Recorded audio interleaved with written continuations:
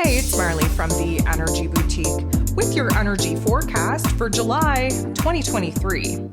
So on July 28th, we're actually going to close out the month of July with our last astro event, which is Mercury. Mercury, the ruler of the mental plane, ruler of information, ruler of communication, and how it is that we express ourselves, is about to make its third change of the month. That is right. We entered into July with Mercury in Cancer.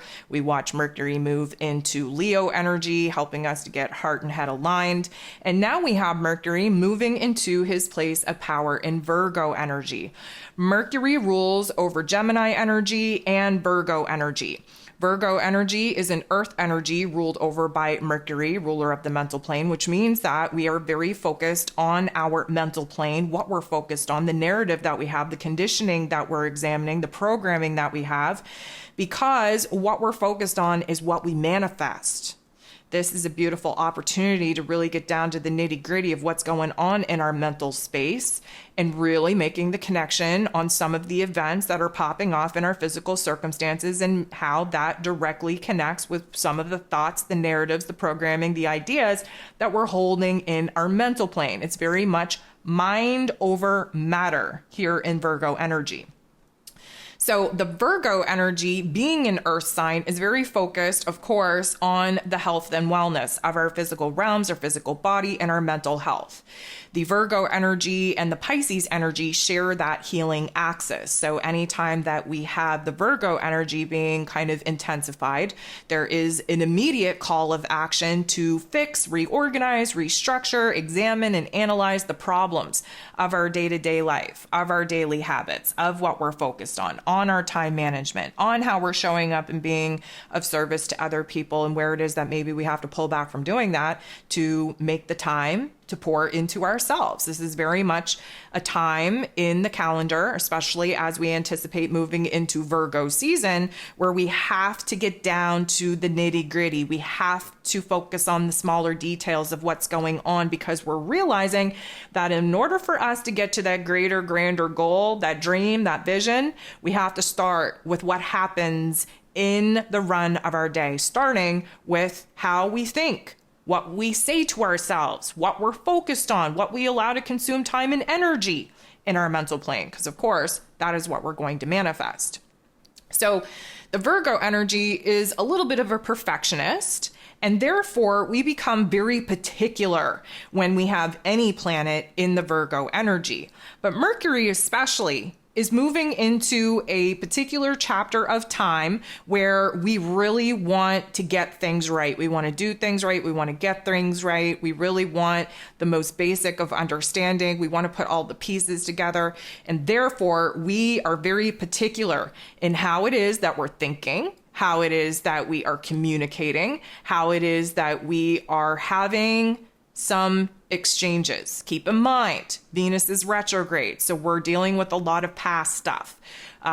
Also, pay attention to what's going on at the time that Mercury moves into Virgo, because we will be going retrograde in this Virgo energy later on in August.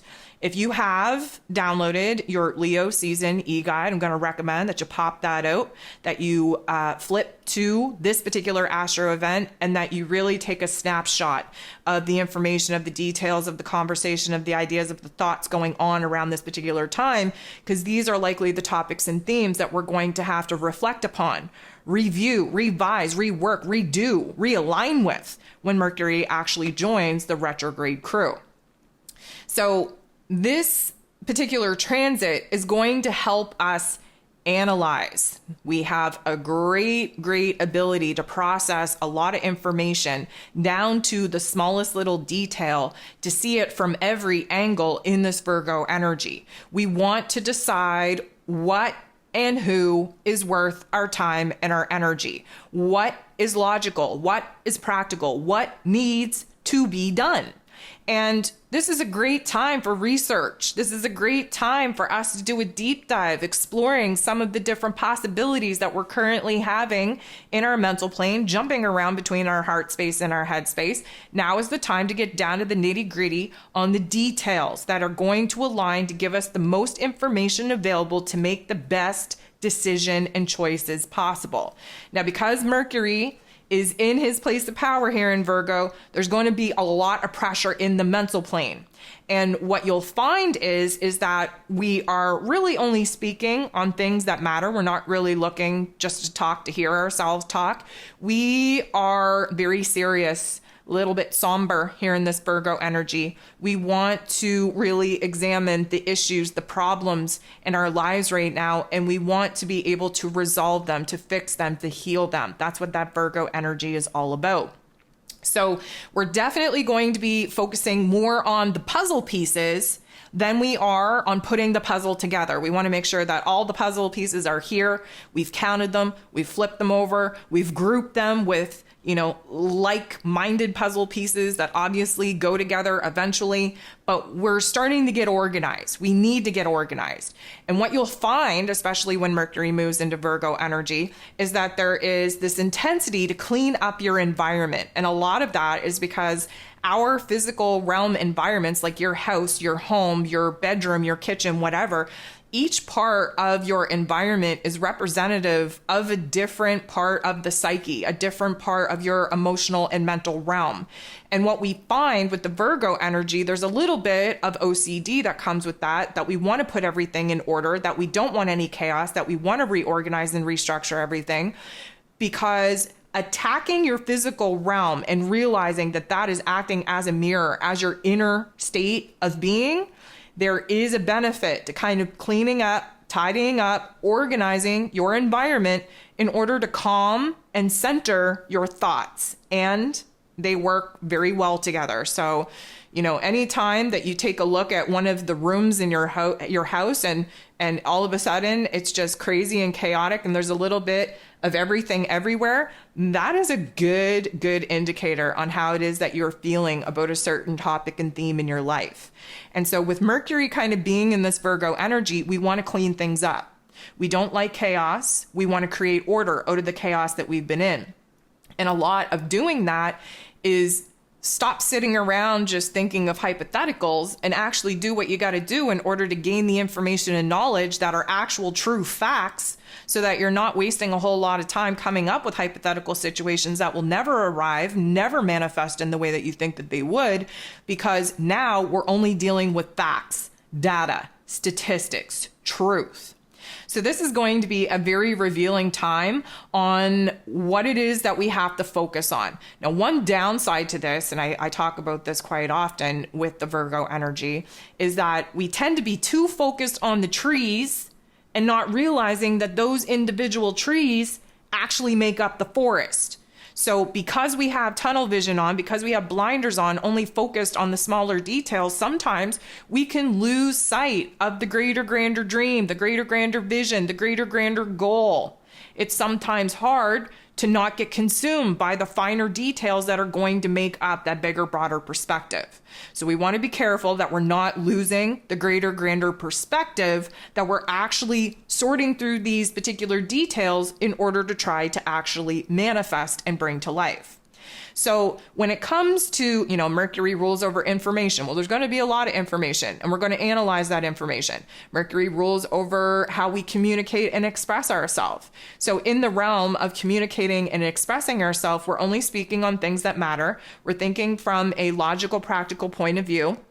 But what I would say is that we come across a little bit cold, a little bit critical. There's like no emotion. It's not that there's no emotion going on, because trust me, there's lots of emotions, but we don't really express that emotion. We're expressing it like actual factual data, very straight to the point, not a lot of emotions, not a lot of imagination, not a lot of drama, just, matter of fact and to the point, which some people can find very cold, very rigid, very standoffish. But what we're doing now is we are really focusing in on what we've been lacking. And what we've been lacking is clarity. What we've been abundant in is confusion. And we are looking to minimize that confusion. We're looking to have an overabundance of clarity. And we do that by exploration, by research, by asking the right questions, gaining the information and knowledge regardless of whether we like it or not, and piecing it together to paint a bigger picture on what our decisions, what our choice points, what our possibilities and options actually are. So the one thing that I will say is that we tend to be a little bit overly critical and overly judgmental, especially when it comes to ourselves in this particular energy. And we really want to avoid doing that. We do want to exercise a little bit of criticism, because criticism is where it is that we identify where we can do things better or improve or break certain habits. We want to be a little bit judgmental, because you have to have judgment and discernment in order to figure out what is working and what isn't.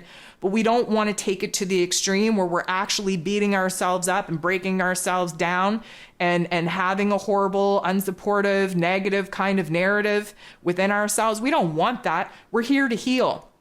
We're here to grow. We're here to improve.